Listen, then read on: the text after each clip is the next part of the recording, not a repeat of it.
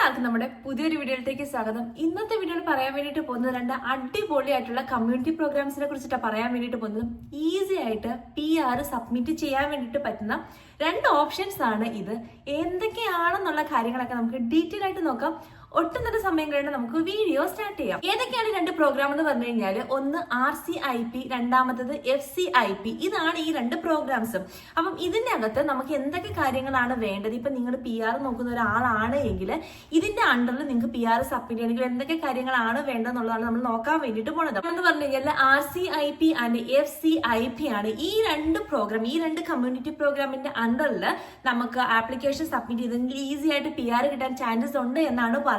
അപ്പൊ ഇതിനകത്ത് വളരെ പ്രധാനപ്പെട്ട ഒരു കാര്യം എന്ന് പറഞ്ഞു കഴിഞ്ഞാൽ ജോബ് ഓഫർ ആണ്. അതായത് എല്ലാ ജോബ് ഓഫർ വെച്ചിട്ട് നമുക്ക് ആപ്ലിക്കേഷൻ സബ്മിറ്റ് ചെയ്യാൻ വേണ്ടിയിട്ട് പറ്റത്തില്ല. ഡെസിഗ്നേറ്റഡ് എംപ്ലോയേഴ്സ് ഉണ്ട്. അപ്പം അവരുടെ അണ്ടറിൽ നിന്ന് നമുക്ക് ജോബ് ഓഫർ കിട്ടണം. അപ്പൊ അത് ഏതൊക്കെയാണെന്നുള്ള കാര്യം ഞാൻ നിങ്ങളുടെ അടുത്ത് പറഞ്ഞുതരാം. കാരണം പൊതുവെ ലിസ്റ്റ് കിട്ടുക എന്നുള്ളത് കുറച്ചൊരു ടഫായിട്ടുള്ളൊരു കാര്യമാണ്. നമ്മൾ പല പ്രോഗ്രാംസിലും നമുക്ക് ഇതേമാതിരി ജോബ് ഓഫർ വേണമെന്ന് നമ്മൾ പറഞ്ഞാൽ കൂടി എന്തൊക്കെയാണ് നമുക്ക് ജോബ് ഓഫർ വേണ്ടത്, ഇവർ നമ്മുടെ ജോബ് ഓഫർ സപ്പോർട്ട് ചെയ്യുമോ, അവർ സപ്പോർട്ട് ചെയ്യുന്നൊക്കെ നമുക്ക് കുറെ കൺഫ്യൂഷൻസ് ആണ്. അപ്പൊ ഇതെന്ന് പറഞ്ഞു കഴിഞ്ഞാൽ ഡീറ്റെയിൽ ആയിട്ടുള്ള ഒരു ലിസ്റ്റ് തന്നെ ഞാൻ നിങ്ങളുടെ അടുത്ത് പറയാം.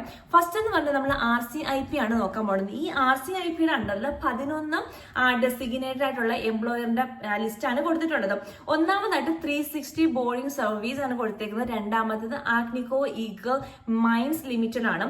മൂന്നാമത്തത് ആന്റി ഹങ്കർ കൊളാഗൻ ടിമ്മീസ് ആണ് വന്നേക്കുന്നത്. പിന്നെ നാലാമത്തേന്ന് പറഞ്ഞു കഴിഞ്ഞാൽ ബ്യൂറോ ഓട്ടോമോട്ടീവ് മെക്കാനിക് ആണ് വന്നേക്കുന്നത്. പിന്നെ ഡാർ എന്റർപ്രൈസസ്, EV നിക്കൽസ് വന്നിട്ടുണ്ട്. പിന്നെ പെപ്കോ വന്നിട്ടുണ്ട്. പിന്നെ സെന്റ് മേരീസ് ഗാർഡൻ GB വന്നിട്ടുണ്ട്. പിന്നെ ടിമ്മീസ് ആൻഡ് ഡിസ്ട്രിക്ട് ഹോസ്പിറ്റൽസ് വന്നിട്ടുണ്ട്.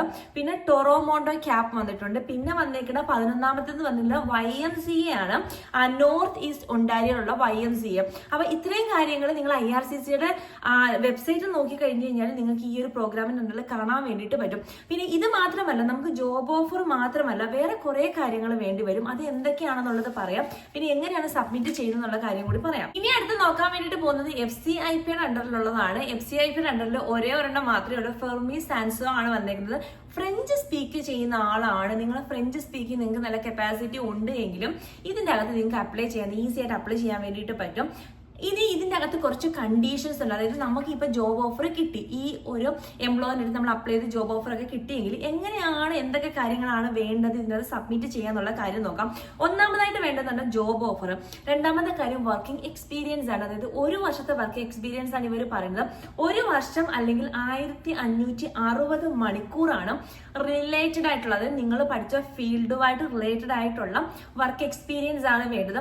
ഇതെന്ന് പറഞ്ഞു കഴിഞ്ഞാൽ പാസ്റ്റ് 3 ഇയേഴ്സിനുള്ളിൽ കംപ്ലീറ്റ് ചെയ്തിട്ടുണ്ടായിരിക്കണം എന്നാണ് ഇവർ പറയുന്നത്. പിന്നെ ഇവർ പറയണത് പറഞ്ഞാൽ നിങ്ങൾ ഗ്രാജുവേഷൻ കംപ്ലീറ്റ് ചെയ്യുന്ന ആളാണ്, അല്ലെങ്കിൽ പഠിച്ചുകൊണ്ടിരിക്കുന്ന ആൾക്കാർ ഉണ്ടായിരുന്ന ടിമ്മീസ് ഏരിയയിലുള്ള ആൾക്കാരാണെങ്കിൽ ഇതിന്റെ അകത്ത് ഒരു എക്സെപ്ഷൻ കേസസ് ഒക്കെ നിങ്ങൾക്ക് വേരി ചെയ്തിരിക്കാം എന്നാണ് ഇവർ പറയുന്നത്. പിന്നെ മൂന്നാമത്തെ കാര്യം പറയുന്നത് NOC കോഡ് മാച്ച് ആയിരിക്കണം. അതായത് നിങ്ങൾ ഈ ഒരു ജോബ് ഓഫറിന്റെ അണ്ടറിൽ വെക്കുന്ന സമയത്ത് അതിനകത്ത് NOC കോഡിന്റെ അണ്ടറിൽ കുറെ റെസ്പോൺസിബിലിറ്റീസ് വരും. ആ റെസ്പോൺസിബിലിറ്റീസും നിങ്ങൾ ചെയ്യുന്ന ജോബിന്റെ റെസ്പോൺസിബിലിറ്റീസുമായിട്ട് മാച്ച് ചെയ്യണം. ആപ്ലിക്കേഷൻ സബ്മിറ്റ് ചെയ്യുന്നതിന് മുമ്പ് നിങ്ങൾ അത് വെരിഫൈ ചെയ്യണം എന്ന് ഇവർ എടുത്ത് പറയുന്നുണ്ട്. പിന്നെ വന്നിട്ട് ലാംഗ്വേജ് റിക്വയർമെന്റ് ആണ്. അത് ഓരോ ടയർ അനുസരിച്ചിട്ട് വേരി ആവുന്നുണ്ട്. പൊതുവെ എന്ന് പറഞ്ഞു കഴിഞ്ഞാൽ ചില ആപ്ലിക്കേഷൻസ് നോർമൽ ആയിട്ട് ലാംഗ്വേജ് ഉണ്ട്, CLB5 അല്ലെങ്കിൽ CLB7 ആ ഒരു ക്രൈറ്റീരിയ ആണ്.